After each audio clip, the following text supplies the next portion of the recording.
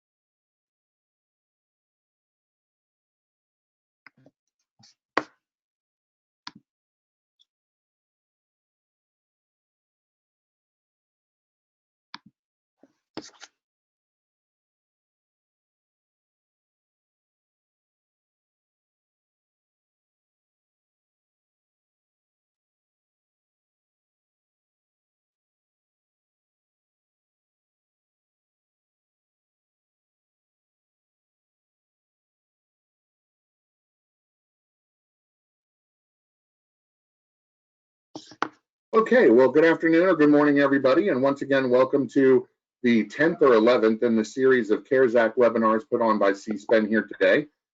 We are going to have another comprehensive update. I'll go through a series of slides throughout this presentation while we also turn to our panelists of several media individuals for their perspective, not only on the pandemic and the impact that it's had on overall policy and discussions, but also on specific issues that we'll talk about throughout the course of today's presentation. We'll start, as we always do, with a quick introduction. I want to thank all three of the panelists for joining us today. First, from the Chronicle of Higher Education, we have Eric Kelderman. Eric, thank you for joining us today. Go Nats. Thanks. Secondly, Glad to be with you. From the Bloomberg government. And Andrew, thank you once again for joining us, as you've done in the past as well. And third, but certainly not least, is Drum McNaughton, the CEO of the Change Leader. All three of these individuals have participated in prior presentations with CSPEN, many of them attending our public policy days and meetings here in Washington, D.C. that we've scheduled for the past 2 Februaries, and dialogue with many of you in their own right through their reporting on key issues important to higher education. The do's and don'ts, as we always do. The question key is there for you to offer up your questions. We've got a couple of questions built in throughout today's 1.5 hour or 1 hour and 15 to 1.5 hour webinar that we'll be going through. But we'll start off with some of their own comments after I go through the agenda. Very quickly, 3 sections that we'll go through today are a section on regulatory actions, specifically around CARES Act implementation, not only the HERF fund and what we've seen over time, but certainly a quick discussion or a not so quick discussion on the new guidance that the department put out just this past Thursday evening, and we all reacted to on Friday and throughout the course of the Memorial Day holiday, as we look to what that interpretation means for student eligibility and a number of different variations on the way people are looking at that. We'll then turn to congressional action and activity, the HEROES Act that we know was passed through the House of Representatives, and certainly a number of key revisions that were proposed there, not only to the original CARES Act, but new policy proposals included for additional funding and finance going forward, and limitations that prohibit our community's participation. Senate's reaction to that particular proposal and what their plans may or may not be with regard to the stimulus package and timing. And then the omnipresent question of whether or not reauthorization is still on the forefront or not. Last but certainly not least, we have House Joint Resolution 76. Many of you know this as the Borrower Defense to Repayment Repeal, that under the Congressional Review Act, Congress in both the House and Senate voted to and sent to President Trump on May 19th, a edict saying that they would like to see the hard work of the negotiators in the department of all of the program, Department of Education and institutional accountability provisions repealed. We'll talk about that as well. But before we get started, I do want to turn it over to our 3 esteemed panelists for some opening comments and reviews.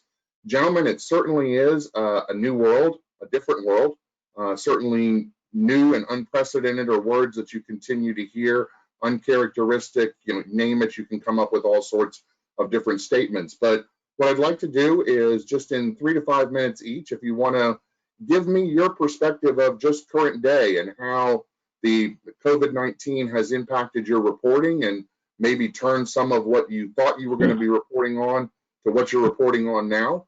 Certainly, I've seen a difference in my world in tracking all this legislation that we just went over. So without further ado, I want to turn it over. We'll go in order by first name, or excuse me, by last name this time. So I'll start with you, Eric. You get to go first out of the gate, then you, Andrew, and you, Drum, and I'll circle it back the other way on other things. So, Eric, how about a perspective to start us off? Well, I think the word of the era is uncertainty, right?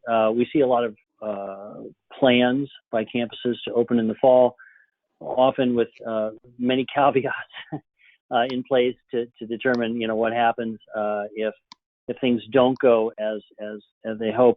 The old saw is plan for the worst and hope for the best, and I guess I question whether that's really what's going on at this point. I think that the hope is certainly for the best. I don't necessarily see planning for the worst at this point. I see a lot of interesting variations on sort of hybrid models of, ending this semester early, so the so-called high flex model.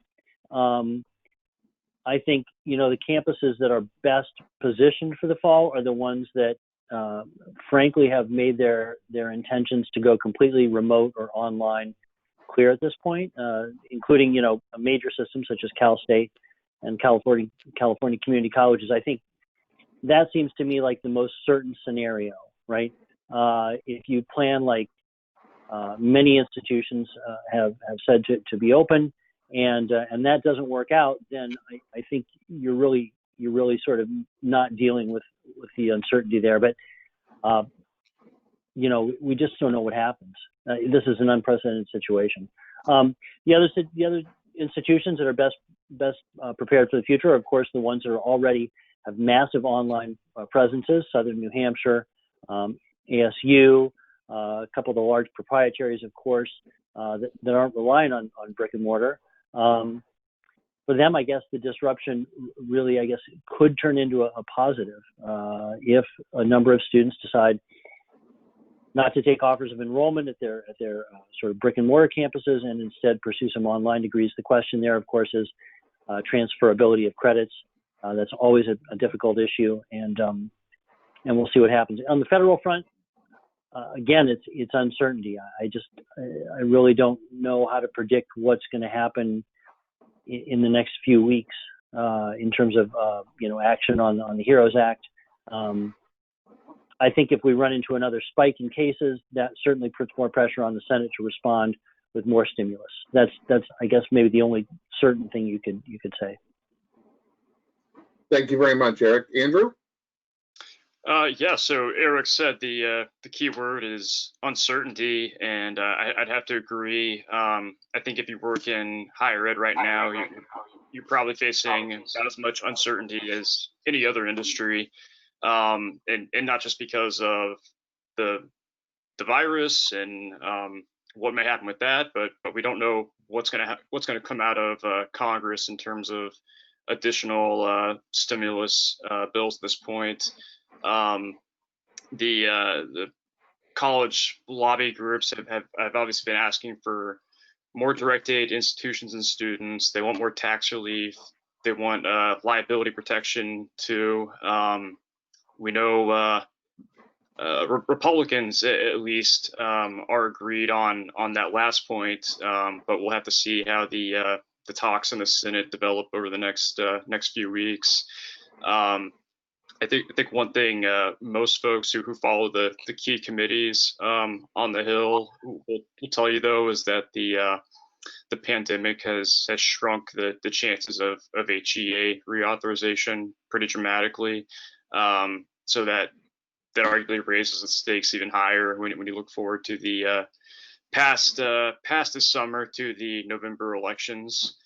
I don't have a lot of predictions to make about more stimulus bills at this point, or the election, but I'm going to be looking out for a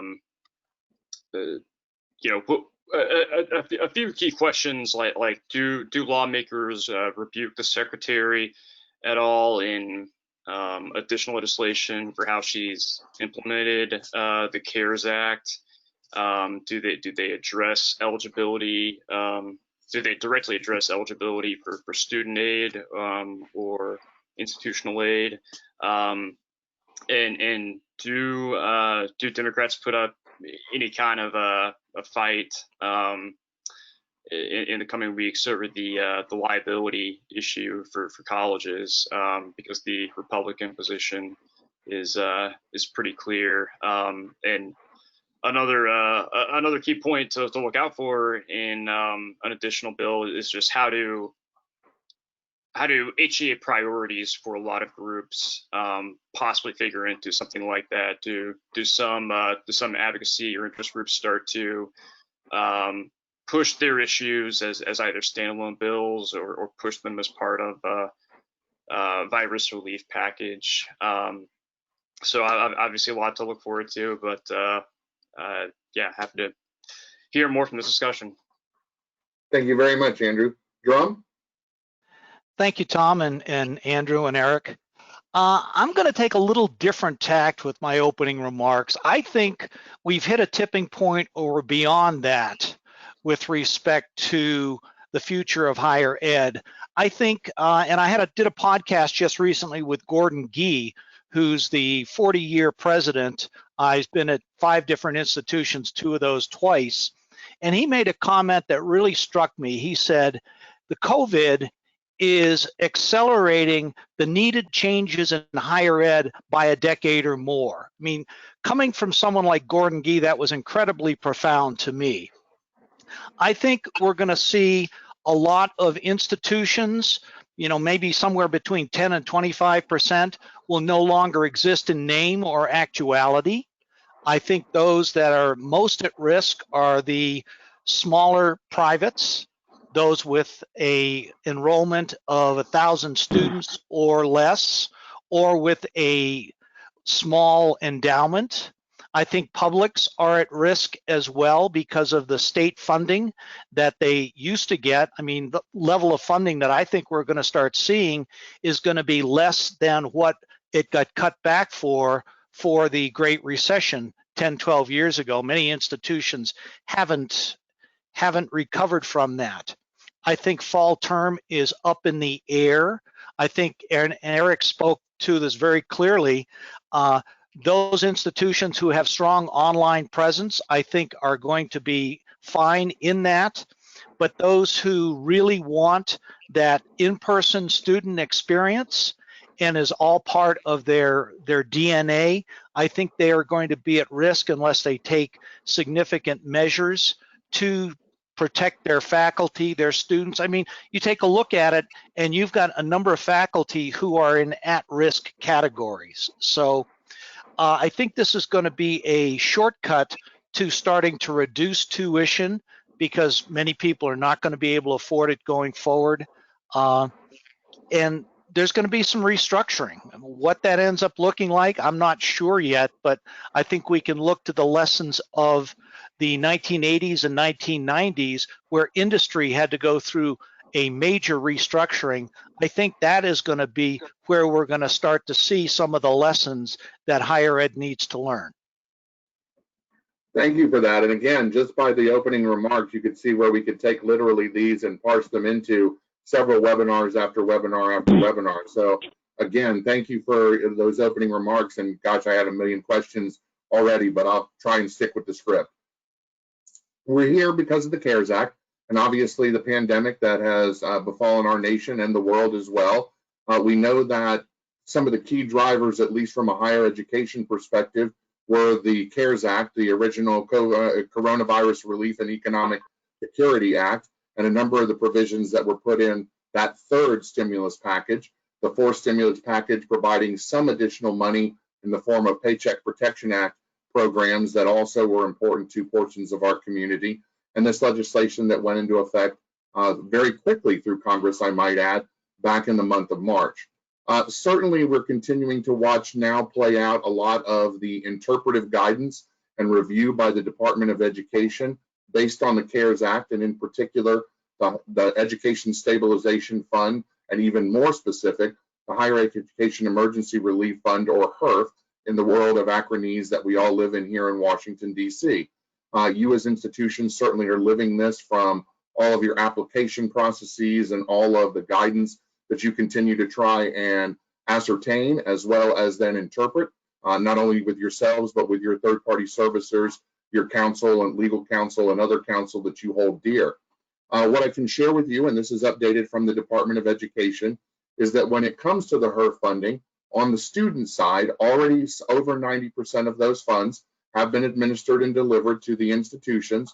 The Department of Education is currently, as Diane Howard-Jones shared with us some 2 weeks ago today, is working and reaching out with those institutions that haven't applied to make sure that they're aware that they're eligible for the funds, and to do other things to help with the assistance of those institutions who still might be in the pipeline, working through grants.gov and working through G5 in order to ascertain and get approval for those funds.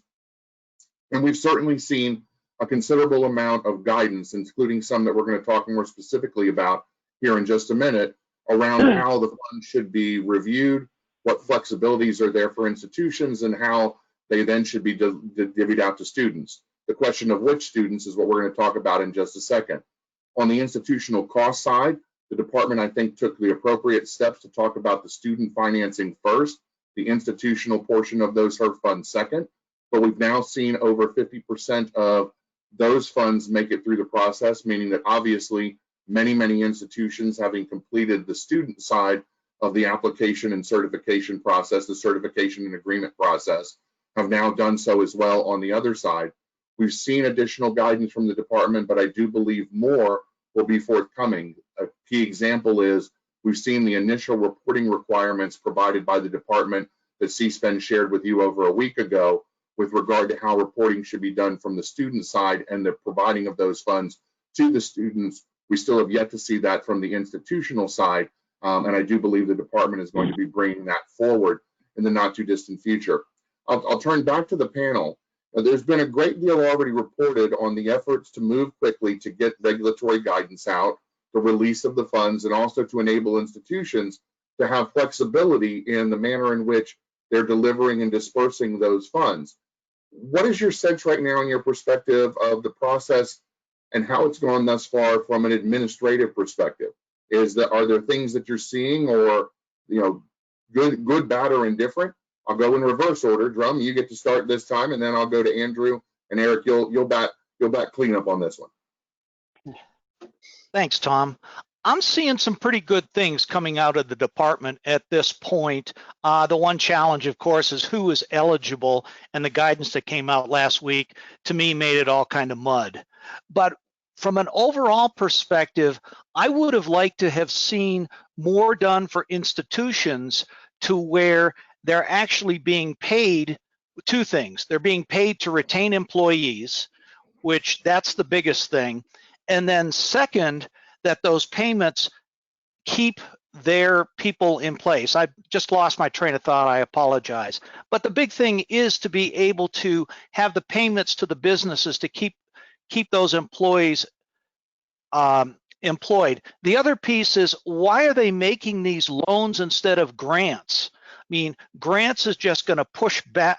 Grants would make it to where the institutions can use the money immediately and not have to worry about paying it back. And the other piece is, why wasn't there any sort of demarcation as far as how much of an endowment you have? How much savings do you have? Are you really at risk versus just parsing the money out and expecting people who have huge endowments to say, oh, well, we really don't need it, so we'll give it back?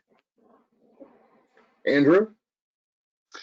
Yeah, well, you mentioned that 90% of the funds have been released institutions for emergency grants to students. The number that we don't see there is what percentage of that money has actually been released from schools to the students themselves. And I understand there's still a little bit of a holdup in some cases because of uncertainty, lack of clarity as far as who exactly is eligible. For a while, it focused on this issue of undocumented students, and then it was can Title IV versus non-Title IV students get it. That was kind of how the department went at addressing this undocumented student issue. That they said that a student had to be Title IV eligible to get aid. Of course, a lot of schools don't have a great way to demonstrate Title IV eligibility unless they've got a FAFSA on file for a student. And then, like you referenced, we saw this new language last week on the department's website saying, non-Title IV students, they still aren't eligible, but we're not going to enforce this interpretation of the law. And I think that just added to the confusion. You talk to a different person about that language, and you'll hear different understanding at this point. And the department also hinted that there's more guidance possibly coming soon. So I get the sense that there's been some real frustration among college lobby groups and institutions themselves over this sort of slow drip of guidance, and it doesn't seem like it's adding up to a lot of clarity at this point. Eric? Thank you, Andrew. Yeah, I Eric? think. I mean, I recall from the the secretary's press call when they first announced the release of the emergency relief funds, and her words were something like, we want this money to be sent to institutions with the maximum flexibility possible, basically, is what she said. And everybody kind of looked at that and thought, well, okay, except we can't really make layoffs because we'll be penalized. for that. There's the language about, you're to retain employees to the extent practicable, but the way the money is distributed, institutions have to justify spending, the institutional funds based on their costs of disruption. But that doesn't include necessarily things that are going to impact them in the long run. And I think that's a real problem. The restraints on being able to make, pay cuts or employee cuts is going to be tough. And we don't really know how the department will enforce those in the long run. And then the student eligibility thing, as Andrew pointed out, is just this maze, has become this sort of maze of uncertainty about really who can and can't get the money. And student and colleges, I think, are rightfully very wary about the reputational and regulatory risk of handing out money. There's an ideological. It's clear there's an ideological thing driving the DACA students, the undocumented students, and the secretary of the department has justified this by pointing to the Welfare Reform Act of 1996, which prevents any federal grant dollars from going to undocumented residents, persons. And so I don't know. I mean, they started off with this promise of flexibility, and it's really not turned out to be that. And so I think, look, a lot of this is unintended consequences of rushing legislation through in an emergency, and not having a clear direction, or understanding of what you're going to do with that. Part of that's the ideological demands of the administration. So there's a lot of factors at play here, but it's not. I don't think it's going to be easy in the long run. We've talked about the department side and assessment, as you guys just did very, very well on many of the pressure points with regard to the political and certainly the Department of Education. Now let's flip to the institutional side. You guys have already done reporting on, from an institutional perspective, everything from pressure put on institutions with the endowments, like you talked about, Eric, questions about how institutions are using the funds. Andrew, you guys all, Eric, you guys also at the Chronicle talked about the Eastern Michigan University. There's been all sorts of discussions around issues with regard to Liberty University, who didn't close, but wasn't necessarily fully open. We've got discussions as well about the lack of funding for specific groups. Drum, you talked about the fact that certainly a number of the ACE, the traditional public institutions of higher education, community colleges and others, felt they weren't fully represented in the way in which the CARES Act was constructed, and that money that they had hoped that they would see didn't come through in the first iteration of the CARES Act. Do you see yourselves all reporting or continuing to track that perspective and the various different aspects of how this will continue to go on moving forward? I won't call a name. I'll leave it open for discussion. I'll just jump in quick. I think one thing that, and I'll just point to one idea that I'm very interested in, which is, the Eastern Michigan University story, which obviously Eastern was not happy with. Politico did a similar story. I don't know if they also got a demand for retraction, but the question for me is, how do institutions hand out these dollars or price their programs in the future in a way that might mean that they recapture this money? So if you, the way Eastern Michigan did this was, and by the way, it's not clear whether they're using emergency relief funds, student funds for their CARES grant program, or whether they're going to use institutional funds. They were less than crystal clear about that in our reporting and to Politico as well. But what they had done is set up a grant program and said, we'll give you this money if you to help you apply for summer courses. Basically, it's tuition to cover your tuition and this this online fee that we've now applied to courses that have to be delivered remotely or online because we're not holding classes on campus. So that's one thing. We've seen other places where tuition increases, and you kind of wonder, are these grants, these scholarships, emergency funds being given to students in a way that will allow institutions to recoup that money, or will it just be given to students without any strings attached? Andrew, anything? Drum? Eric, Yeah, Eric, I would say that, hold on, have a second. I would say that gives Mike something else to do when he does his deeper dives of analysis, especially with all institutions having to report where those student funds are going. Maybe looking at where some of these funds truly do end up would be something Sure. that Mike should spend some of that deeper dive time on, that he was so eloquent in sharing us with how he does the research at the Chronicle, and obviously others do elsewhere as well. Oh, Mike Vasquez, sure, yeah. No, Yes. I think a lot of us are going to be looking at that, yeah. Yeah, I was just going to say, in terms of how colleges are getting these funds out the door. One positive, I guess from a reporter's perspective, is that the department has required that they post clearly on their website what kind of formula they're using to award funds, basically what application process, if I'm remembering correctly.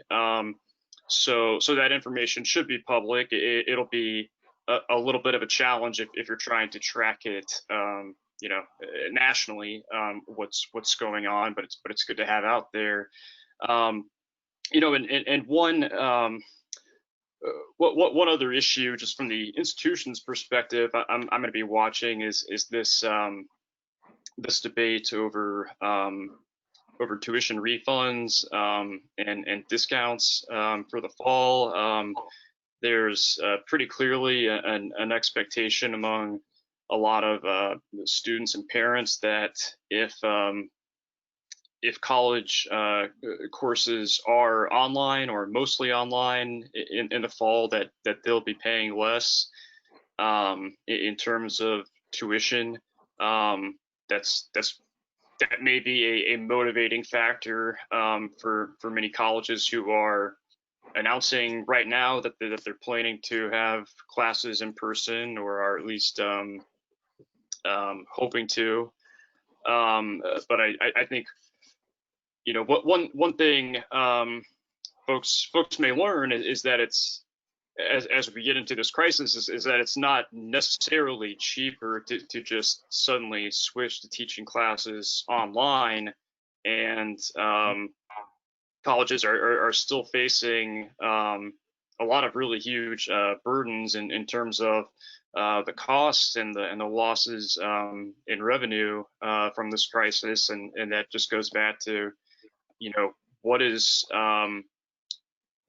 Congress gonna do to basically keep a lot of these institutions from shutting their doors? Is there going to be more aid coming, or at some point here, do lawmakers say that they don't have the appetite for the political appetite for more help to higher ed? And there's a gap between the politics of the issue and the numbers in terms of the real federal aid that many schools need to stay open.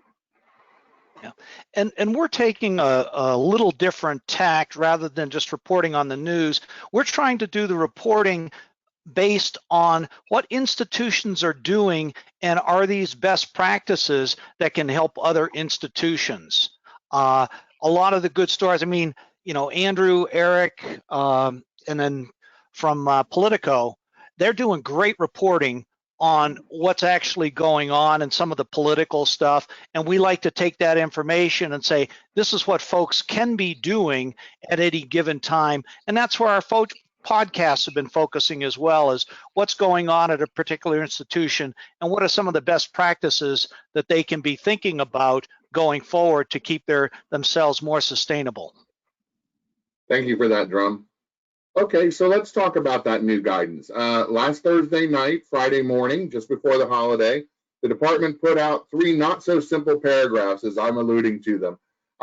Basically, again, you all paraphrased it. What it talked about was a very clear distinction dating back to other guidance the department had put out of the difference between guidance not carrying the force and effect of law and what that meant for a number of the pieces of guidance that they put forward.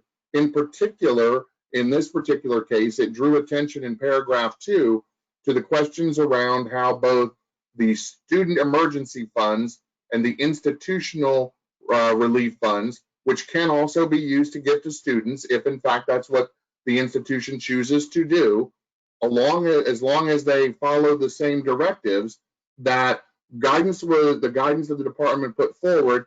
It appears the department says, we put that forward, that's what we stand by, but we're not going to enforce it because it doesn't carry the weight and effect of law.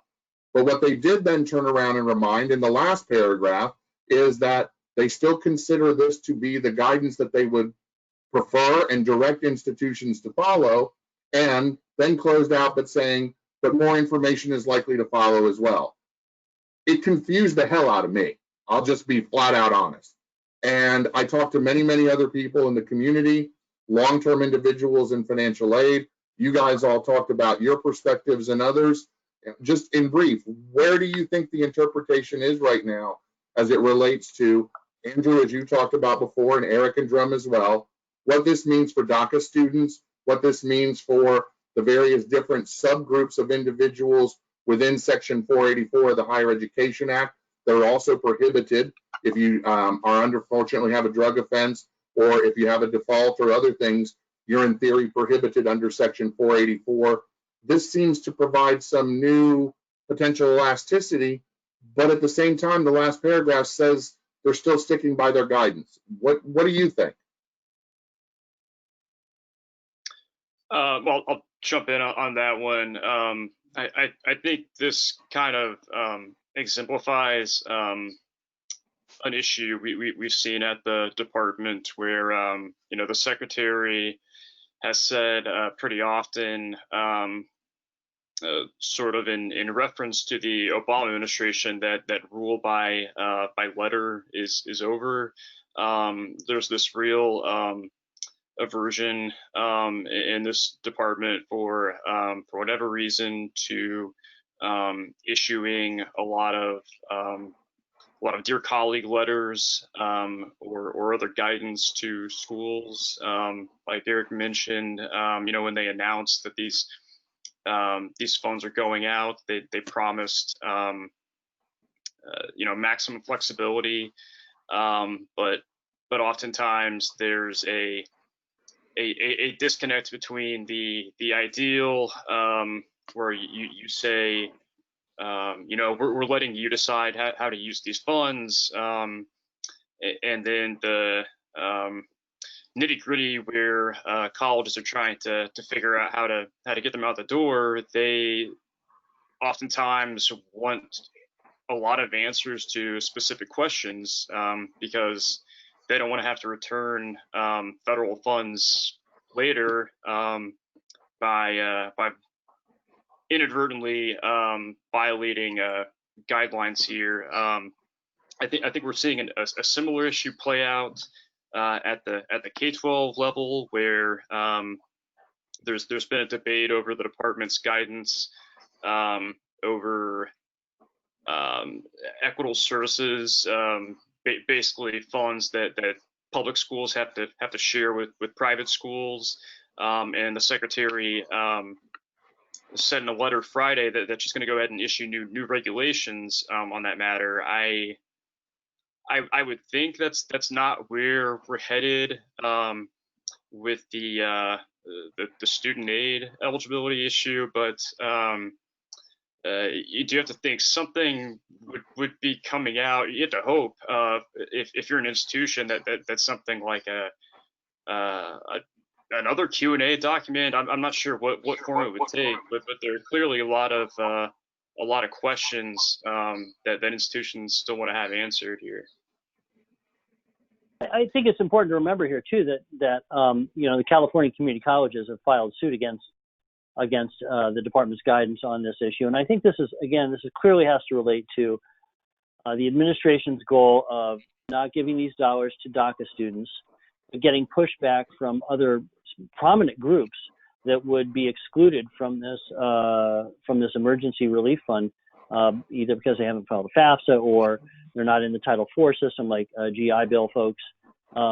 Obviously, veterans, and we'll talk about this later, right? Veterans are potentially a big group for this administration to try and play to. So I think in part this additional guidance is meant to sort of get them off the hook for legal action. And the department's record in court so far has not been good. It's worse than the Nationals was at this point last year, which was very bad.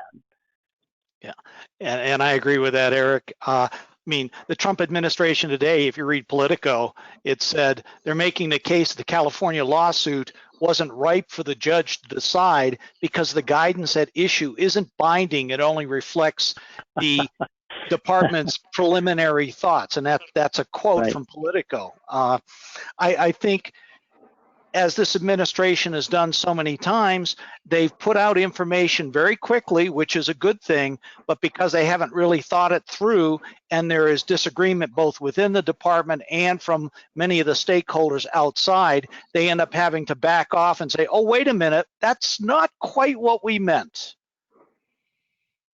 Don't you think some of that came from the legislative side too? Because I think that, you know, they're trying their best to interpret legislation that was rather ambiguous as well. Oh, absolutely. Yeah. It's just like the Tax Reform Act of a few years ago. It got thrown together, and now we've seen some of the, as I think, Eric, you said earlier, the unintended consequences of that legislation and this. It's great to be able to put things together fast and to say we move quickly, but to do them without the appropriate thought and the expertise weighing in on the issues is, you know, malpractice. And now we get back to, Andrew, your comments from earlier about the fact that a lot of the institutions haven't given the money yet. I think this is yet again part of the reason, that lack of clarity and comfort on exactly where they can or can't distribute some of these funds, especially when we all know people are going to watch where they go, meaning where the funds end up. If now all of a sudden DACA and immigrant students and individuals are eligible, and yet the money has already been exhausted, what do you do then? Becomes another one of those devil in the deep blue sea questions, I think, unless more funding comes. And then, you know, I guess we look at it from that perspective. To me, it highlights the fact that, yeah, these are yet again the uncertainty, trying unprecedented times, and trying to move all of this stuff quickly does have its pitfalls associated with it. One institution that I've spoken with, they're administering the funds to students in 2 stages. They have grant applications out there that the student can put in for the first half and then for the second half. And their reasoning behind it is, yeah, we can give, you know, a huge chunk of money to students, $1,000, whatever that is, right up front, or we parse it out so that students they know the next money is coming, but they don't just go and spend it. So it helps them in a budgeting perspective. I personally thought it was a good idea, but, you know, other folks would say, no, that isn't sufficient. So, you know, almost one of those damned if you do, damned if you don't. Well, and Drum, I can allude to, there are a number of different proposals and different ways that institutions are doing it. Some of the institutions, I think rightfully so, with some of these overhanging questions still out there, we're looking at and developing their policies and procedures of how to disperse the funds that they have on the student side, maybe keeping some of that in abeyance, once again, recognizing that the statute also, especially with the continuation of the distance education temporary programs, may still yet have new students that come to them for COVID-related issues that haven't even happened yet. So there's some money, I think, that institutions are keeping in abeyance from the student side for those type of, heaven forbid, eventualities. There's also, I think, a number of institutions that are looking at the institutional cost side. And this is one of the things that I hope a deeper dive does get done in the future by the reporters, are how many institutions take the opportunity to use the portion of their funds that don't go to the disruption related to their cost to make the changes, and utilize that funds for additional students to help them as well. And maybe that's part of the portion that backfills some of these other opportunities. So it'll be interesting to see how some of that all plays out in the future. I just love that graphic because I think a lot of this, when it comes to looking at the way all of this fits together and where the financing goes and everything, are puzzle pieces that we're going to be looking at for quite some time to come. Switching over to the congressional side now, we do have the HEROES Act that went into effect. I'm going to briefly remind people that there were a number of revisions. We're talking about the fact that that legislation moved quickly, and obviously that maybe not all of the devil of the details were as clear or as well thought out or well prescribed as possible. Certainly the Democrats have given us a number of their proposals on reflected change for the negotiations that took place back in March. It includes the litany of issues here, the rescission of the money for the Office of the Inspector General to do the oversight and evaluation of how all those funds are expended, with the caveat that the money is set aside for future use at some other time, but is held in abeyance. The alterations to the use of the funds, this one becomes something that I think ACE and One DuPont Circle and candidly the institutional community is looking for on things like payroll and the ability for payroll funds and other funds to be expressly included, as opposed to the list of the 3 to 4, you cannot use the funds for this, the contracted for pre-enrollment activities, endowments, utilization for money with regard to development of anything with the athletic related facilities and so on. The extension of the funds beyond just to the direct loan program to FELP and to private loans, the matching waiver for the employers on the federal work study, and the list goes on and on. I thought that it was interesting that they, at the bottom of this, the new stabilization fund that they put forward for the private nonprofits as it related to program provisional certification, recognizing that there are going to be challenges with regard to composite scores and financial responsibility standards, and giving them waivers from, in particular, the need to find a new form of a line of credit. In addition, they certainly also talked about the new funding that many of us talked about. I believe that many institutions are looking for, as I alluded to earlier. The state colleges and universities, community colleges, and others expressed their displeasure with the lack of funding that they were to receive. I think the Democrats heard that, and to the tune of specific new money, $25 to $27 billion directed through the states for the ability of the state fiscal stabilization funds under the governor's control to help support higher education. That's out of some $90 billion overall, but $25 to $27 billion approximately that is to be utilized by the governors for higher education. An additional $10.5 billion for minority serving institutions, and the frustration, at least from our community standpoint, that a great deal of those funds, if not all of these new funds, are prohibited from being from including our community.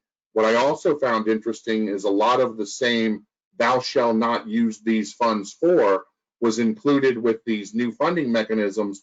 But if you read the devil of the details, in all of this new funding, the one piece that was taken out and not included in the guidance of what institutions couldn't use the funds for were contracts for pre-enrollment activities and marketing recruiting. What are they saying? That these institutions can use the money for marketing and recruiting, and it was only the proprietary that limited and weren't allowed to, or the whole express reason that that was included? You're left to ponder that position, and I'd be interested in each of yours feedback. You see that where we go with this is that then all of that legislation moves over to the Senate. You all talked about briefly, and I'll allude to the fact that in conversations with individuals up on Capitol Hill, certainly Mr. McConnell and the leadership of the Senate have expressed not a real strong likelihood of the House bill being the starting point for their negotiations, setting aside the liability issues. A lot of the devil of those details are things that certainly I believe Ms. Murray and her staff and Mr. Alexander and his staff, as well as the rest of the health community, will be looking at. My individuals and sources say that if there and when the next stimulus package is going to arrive. It'll be potentially likely just before or just after the July 4th recess, hence the kind of picture that I have there. And last but certainly not least, we still have, to some degree, the potential for a reauthorization of higher education. I agree with you gentlemen that I think the likelihood of that is becoming less and less, which also then begs the question, as Andrew, I think it was you that said, do efforts to roll portions of proposals into higher ed, portions of the next stimulus, become the driving force as opposed to the ability to do a full-on reauthorization? I point specifically to the request for additional Pell Grant funding that was put forward by some 70 to 80 higher ed groups as part of the stimulus package as yet again another indication that people might be looking at the stabilization and the stimulus packages as the way to at least get some pseudo higher education provisions done. But I now kind of turn to you all for your remarks with regard to, in general, the congressional perspective.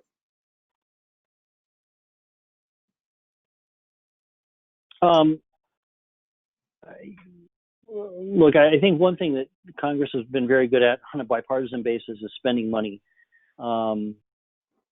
But it's clear that the House bill, I don't know, has it been scored yet, Andrew? Has the House bill been scored? I believe so.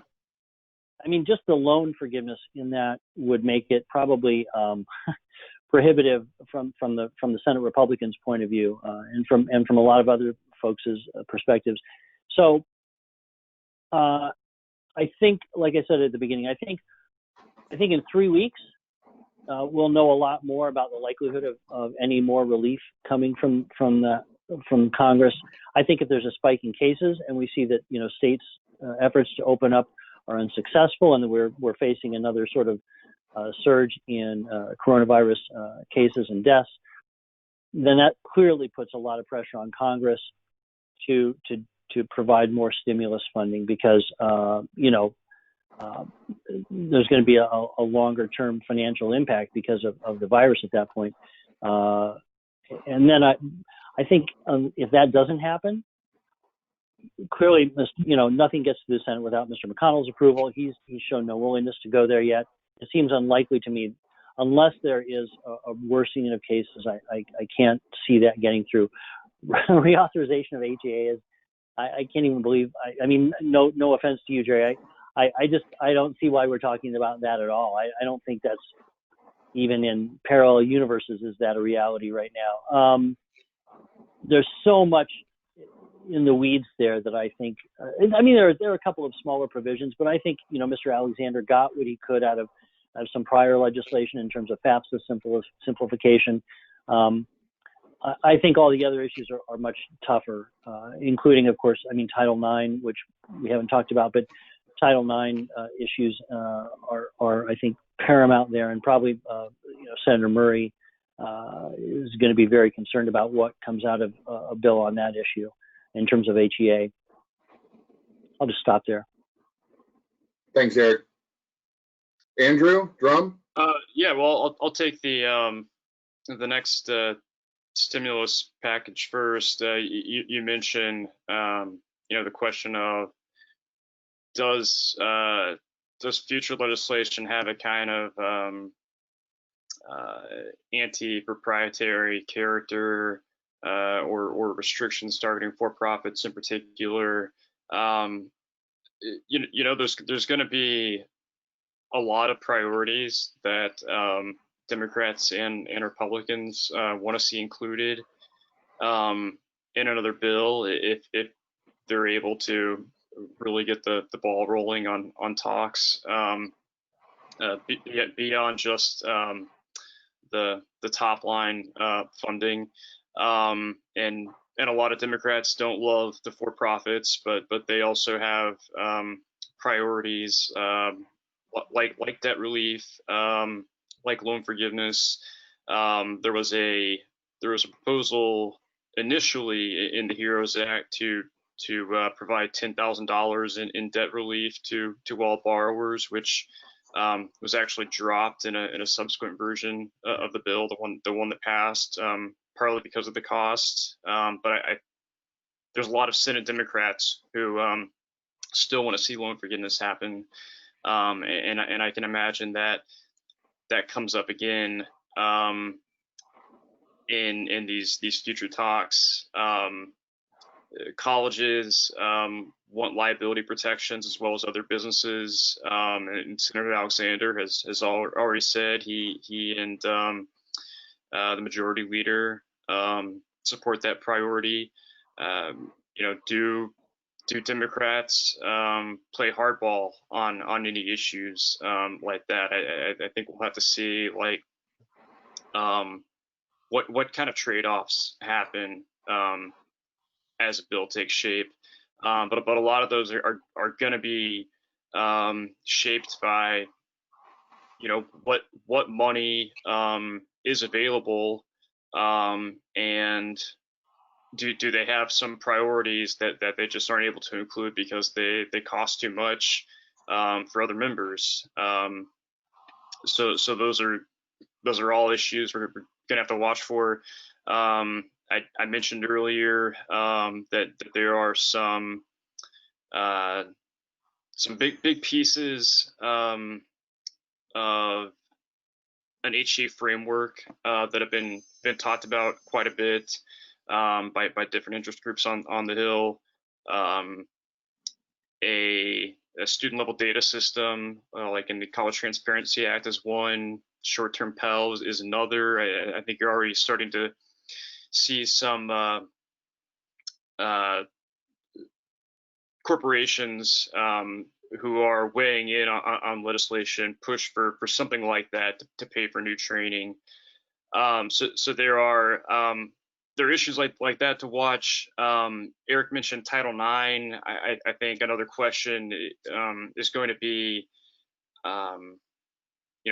Patty Murray wanted to include that in reauthorization. That was always going to be a huge sticking point, and it's hard to imagine HEA happens, period. But I think now the big question is, does a federal court block the DeVos Title IX rule from going into effect before August, which would obviously change the calculations for a lot of schools and colleges right now heading into the new year.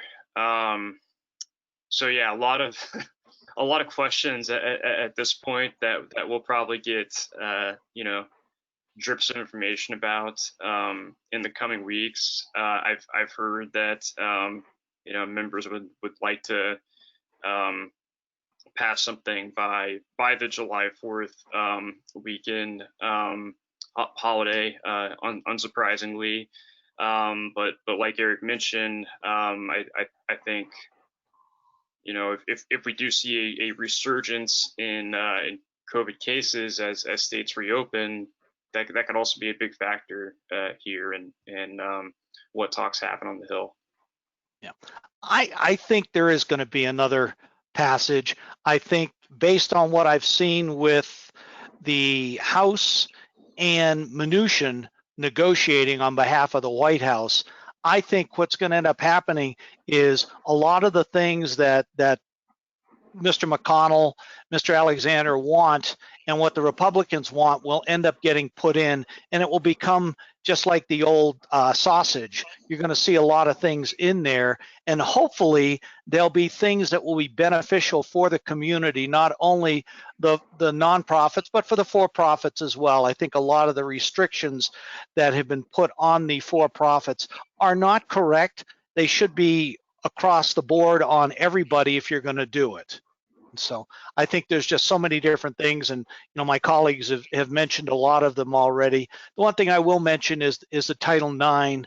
I think there will probably be a court challenge, that is upheld on that, at least temporarily. But if you go back and take a look at what are they challenging on that, I think ultimately if it goes up to the Supreme Court, I think they will say that those rules are in fact in accordance with the Constitution, that people get their own say and they get the ability to challenge someone in court. Thank you for that. Speaking of challenges, the last area that I wanted to do before we went into questions by our participants is the executive branch now has something that I think we're all tracking right now, which is HJ Resolution 76, which was more commonly referred to as Borrower Defense and Institutional Accountability. It's the Congressional Review Act capability of Congress to put a halt and repeal the regulations that were worked on through the federal negotiated rulemaking process and published last November, scheduled to take effect July 1st of this year, with some of it being early implemented. We certainly know that the legislation passed the House overwhelmingly and then passed the Senate by a narrower margin, neither of them by a 2/3 supermajority margin, but nevertheless passed. And now we know that on May 19th, Speaker Pelosi sent the request over to Mr. Trump for his consideration, starting a 10-day clock that we have for a deadline of whether he has to either sign the legislation enacting it or send it back to Congress through a veto, which would only be his 8th veto throughout his entire first term. He has not had very many vetoes. We do know that there is a SAP, a Statement of Administrative Policy, that suggests that he should veto it. We obviously know that outreach from up on Capitol Hill from Senator Alexander and the Republicans are that they backed Ms. DeVos and her work on the development of this new set of policies with regard to borrower defense and a number of other issues. There are parts of this package that are important and favorable to other sectors of the higher education community, leaving aside even just the borrower defense to repayment. You remember this package includes a number of things that the private institutional group was looking for with regard to financial responsibility and institutional accountability, and some good things that they got in the construction of this package as well. What do you think the likelihood of a veto is? Obviously, I'm curious to hear whether or not you can validate some of what I'm hearing, which is even with the SAP and even with one of the longest remaining cabinet members, Ms. DeVos, being part of this process, that some of the veterans groups got to Trump over the last couple of weeks and may be pushing and tinkering with his decision-making process. What say you all? What are you hearing, and what do you think the outcome will be? Well, personally, if the veterans groups did get to Trump, then he will accept it. He'll sign it into law. But if it doesn't benefit his reelection campaign, he'll veto it. And I don't think there's enough votes to override him. The veterans have been lobbying for him to veto it. No, to uphold it, to maintain it. Yeah. There's been a number of veterans groups that have asked him to support the efforts of Congress to repeal it, Andrew. Right. Yeah, that's what I meant. They want him to allow the CRA to go through to block the DeVos rule. And I was just gonna say that I mean it's hard to imagine Trump goes against his education secretary on this. I mean, never say never, but just the way the federal rulemaking process works, nothing in this rule should be a surprise to the White House. I mean,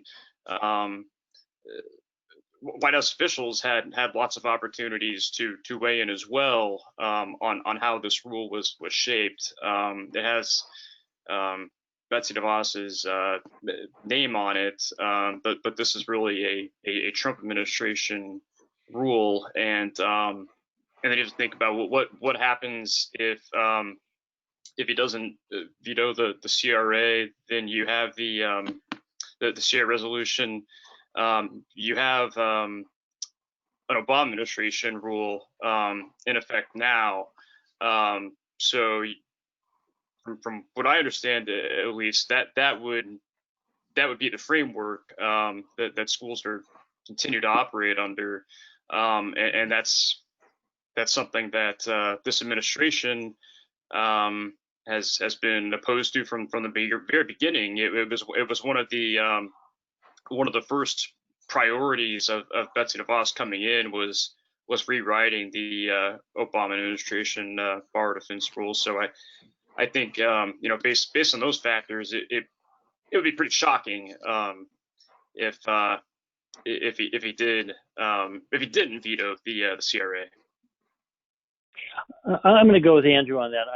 I think a veto is highly likely, and I think that any delay in a veto might just be the timing of Memorial Day, which is you don't want to sign this bill and upset a lot of veterans groups right around Memorial Day weekend, and so you stretch that out, maybe until the deadline.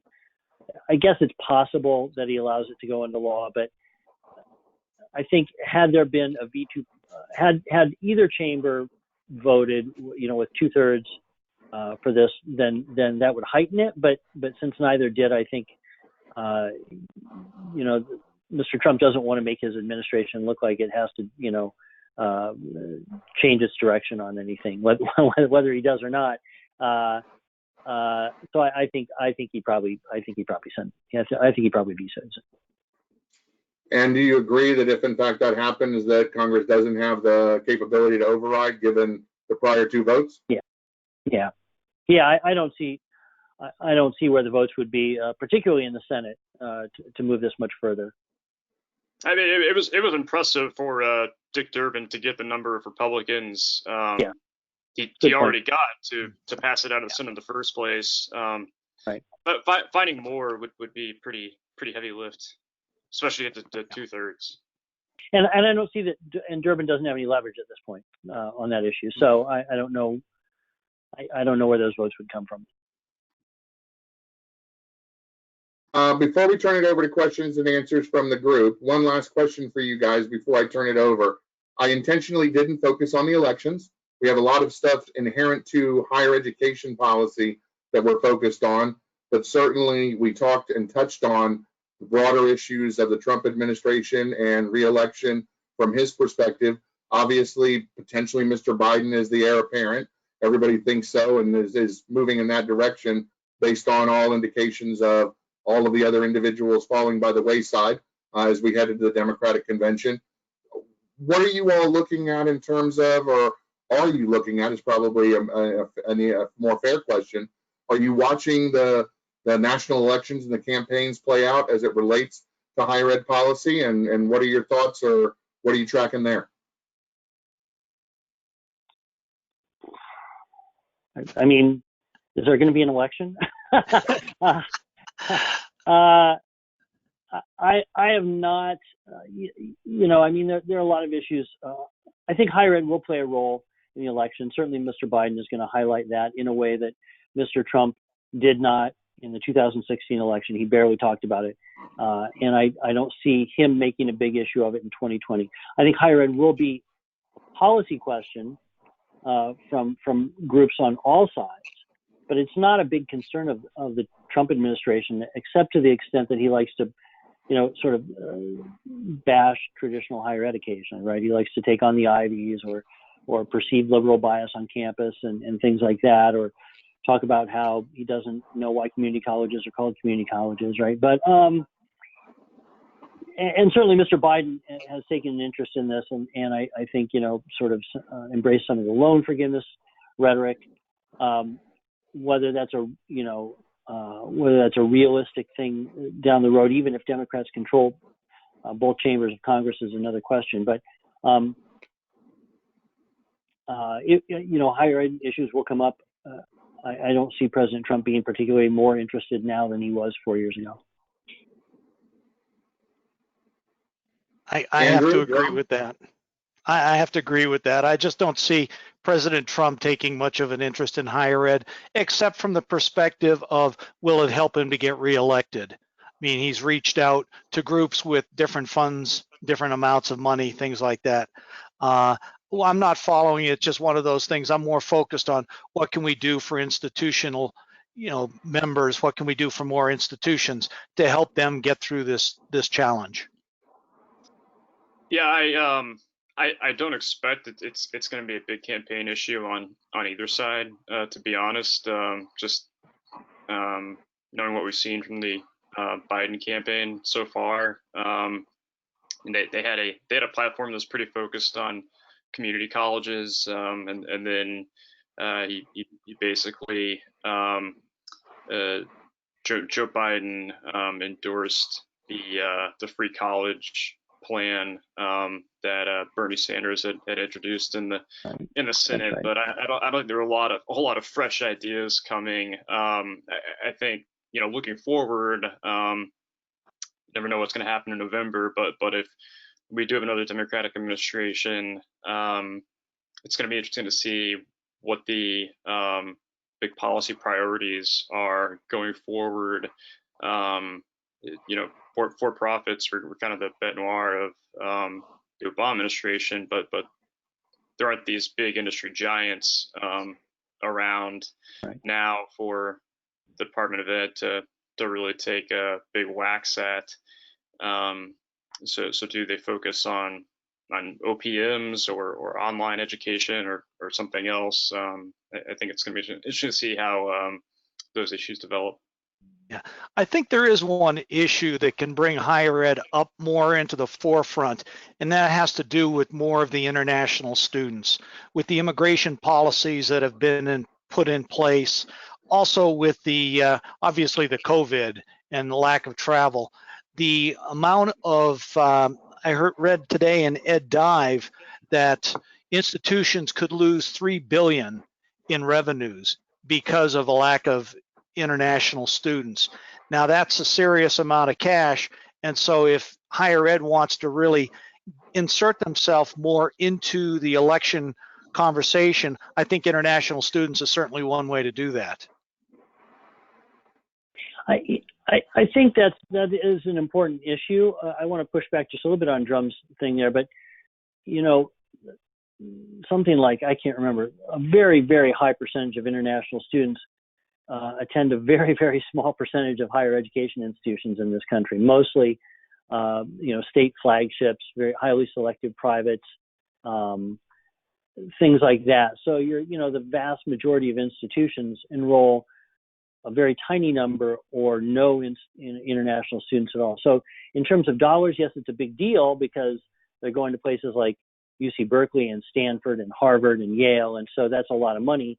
But in terms of the percentage of institutions that it affects, that's still a tiny, tiny slice. Excepting for that, you've got a lot of Christian colleges who have international students coming in, and that certainly is a big portion of their revenues. Yeah, I mean, some of them, sure. A place like Liberty probably attracts a lot, but I just don't see it as being a significant share of most colleges' revenue streams, except for like I said, flagships, state flagships in particular, and selective privates where they're paying I don't know $50,000-$75,000 a year full fare. That's big money. Some of these smaller colleges do recruit a handful of international students, or maybe a couple dozen, and I guess that's certainly maybe 3 to 5% of their revenues, and that's nothing. That's not nothing, but it's also not significant, I think, for a lot of institutions. I'll shift over to the first question, and I think it's kind of a very relevant one overall. Given the fact that Congress has looked at ways of dealing with costs, the concerns of students about borrowing and the need for borrower relief, and the overarching concerns about the funding for institutions, do you believe this may be a different tipping point, Drum, back to your comment, in terms of a rescaling or a reconstitution of the actual tuition and fees and cost of higher education?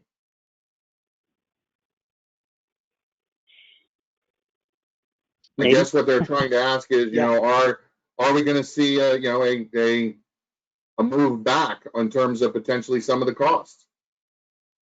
I think so. I mean, is online actually cheaper to deliver? Like I mentioned, a lot a lot of students and parents want to see lower costs, but we're also at a point in time where institutions are facing a lot of cost themselves. So where do those savings come from exactly? Especially when you're going to see cuts to state support. In a lot of cases, community colleges that rely on local tax revenue are going to probably face a lot of pressure too. So I mean, is like making this mass switch to online going to lead to cheaper, more efficient higher ed? Not automatically. I just don't see that you know, online instruction, you know, depending on the class size, is certainly not a whole bunch cheaper. It can be less expensive. Certainly, you can be efficient about it. And there are places like, for instance, Western Governors University, right? There are places that have structured their delivery model that make it more affordable. But can you guys hear me? Yes. Oh, okay. But yeah, like Andrew says, I don't know where for the vast majority of these public institutions in particular that have some burgeoning online programs, where do those savings come from? We do see a lot of tuition freezes right now. I'm waiting to see who comes up with, you know, the big game-changing approach here, and I haven't seen it yet. It's sort of still, well, we're either going to go back to what we did before, or we're going to modify what we did before for a short time until we get back to something that's normal. I haven't seen yet, and maybe Drum or Andrew has seen it, but I haven't seen anything that's really, to me, like, oh, this makes a lot of sense, both for, you know, the short term and the long term, considering we could find ourselves in another one of these situations in 5 years, right, or less. So, yeah, price is a big deal, and it's certainly exerting some pressure on institutions. It might be that some institutions develop lower cost models going forward that don't look like, you know, that look more something like a Western Governors University, right? Which is like, what is it? Is it $6,000 a year still? Is that the? I think that's their tuition price or something like that for all the courses that you can take, right? But that relies on, you know, having a mentor that meets with you just once a week or something like that, and you do all the work yourself. And they have some student supports, of course, and they have an online platform, but their cost structure is not comparable to a lot of other institutions. Well, unless you and you move have to to some look at competency based. yeah, you have to also look at the context of higher ed. But before this current crisis, a lot of small private institutions were kind of already on the razor's edge because they'd used tuition discounting so heavily to bring students in, and now is that even a viable strategy anymore for a lot of schools? I don't think a lot of folks appreciate just how much colleges were already cutting the price to bring students in. Yeah. And for me, I see there are some institutions out there that are starting down the right path, being able to reduce tuitions, reduce costs, structuring instead of having your typical silo models of departments, able to be more student-centered. I don't think the model is there yet. The one thing I do know is higher ed is affordable in the way that it is, either to themselves or the people who are going there, and something has to change. Can I show? I want to bring up something from earlier in our discussion too that just came back to mind for Drum's comments about the small colleges on the brink. I think there is an interesting possibility for some very, very small institutions with enough campus space to return to something like normal in the fall. And I say this only because I saw, and I'm going to call out a specific institution here, Sweetbriar College down in Virginia, which experienced a near-death experience a couple years ago. And I saw their plans for reopening. And they have fewer than 400 students on a campus that is 3,300 acres big. They're going to give everybody single rooms. They've got enough space that they can social distance both in the classroom and in the dining halls. I think that's an interesting possibility. And it will be fascinating for me to watch, and probably I think for others to watch. How do these really small colleges, are they perhaps, better positioned to return to something normal in the fall than, colleges that are say, slightly or even much larger, with less space and less possibility to do some of that social distancing, physical distancing? That'll be an interesting possibility. That was actually the next question. Andrew, I know you said you potentially had to leave. It is 3:15. Yeah, I think I probably do one more question. Okay, just making sure. Interestingly enough, a perfect segue. The next question was and is, how do you all perceive social distancing impacting higher education and the ability for institutions to deliver it in the fall? I mean, you couldn't teed it up any better. I mean, if you're on a campus with 20, 30,000 students, 10,000 students even, I just don't know how you accomplish that, honestly. I mean, that is, and look,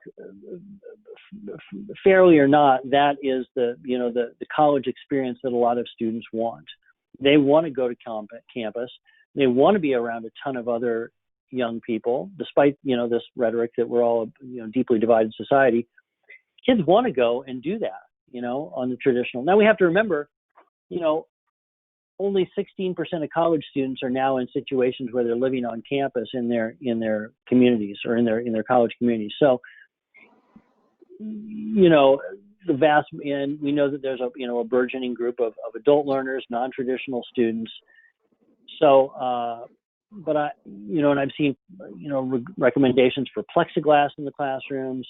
And again, I just haven't seen a model that I think, or that really has been sort of praised as this is a great way to do this. We see a number of colleges hoping to test, right, for everybody.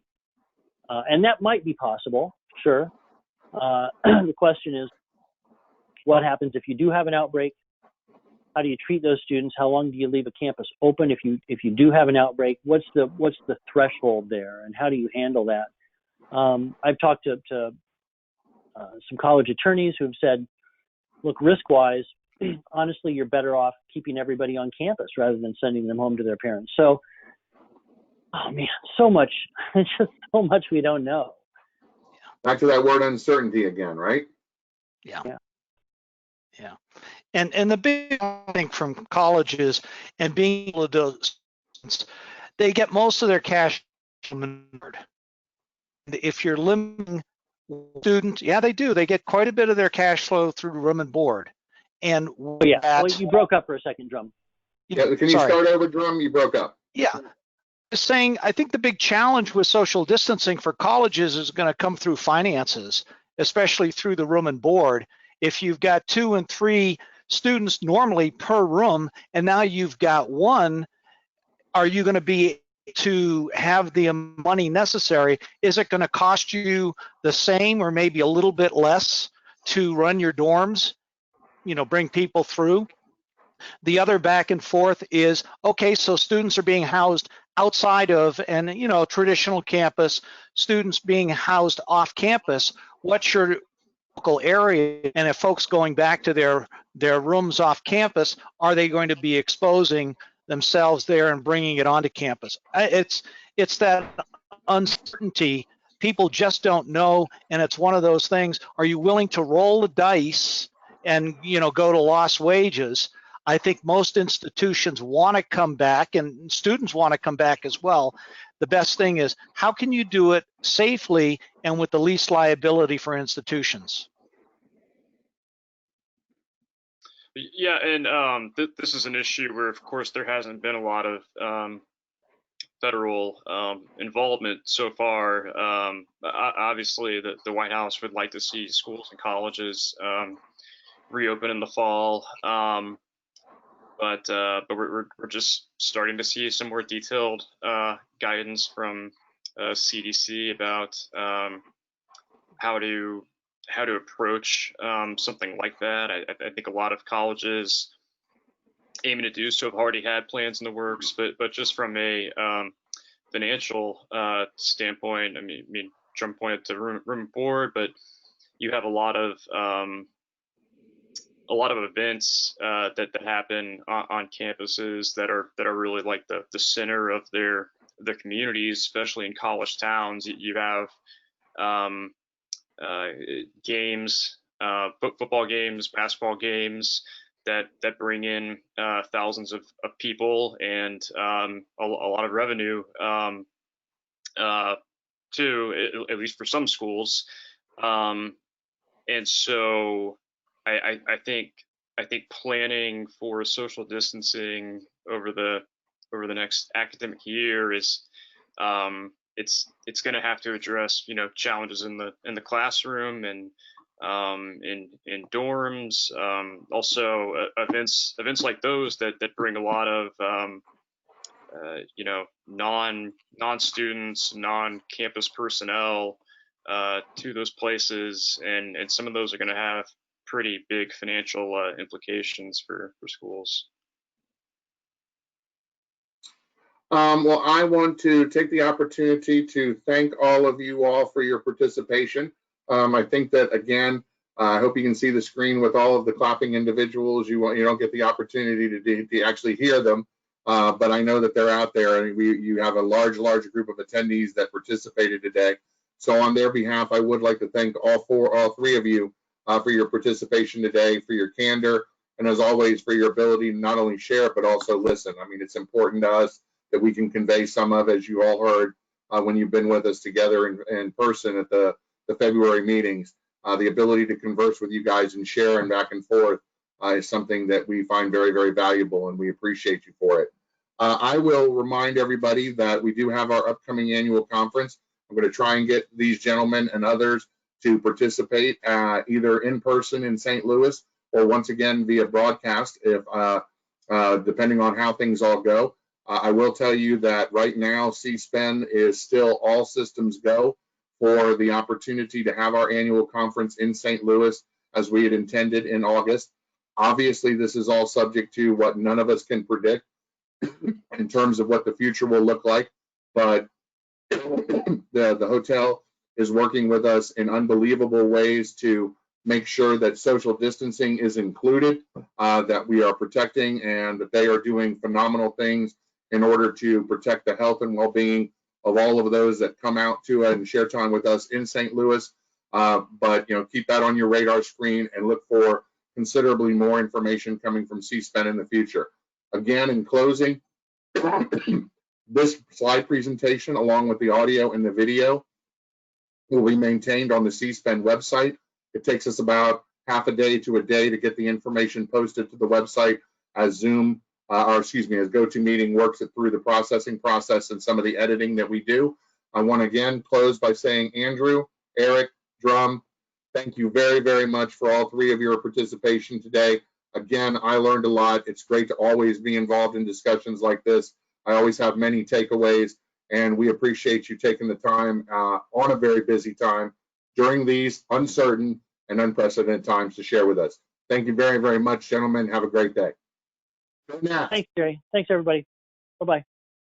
Thank you. Thanks for having me.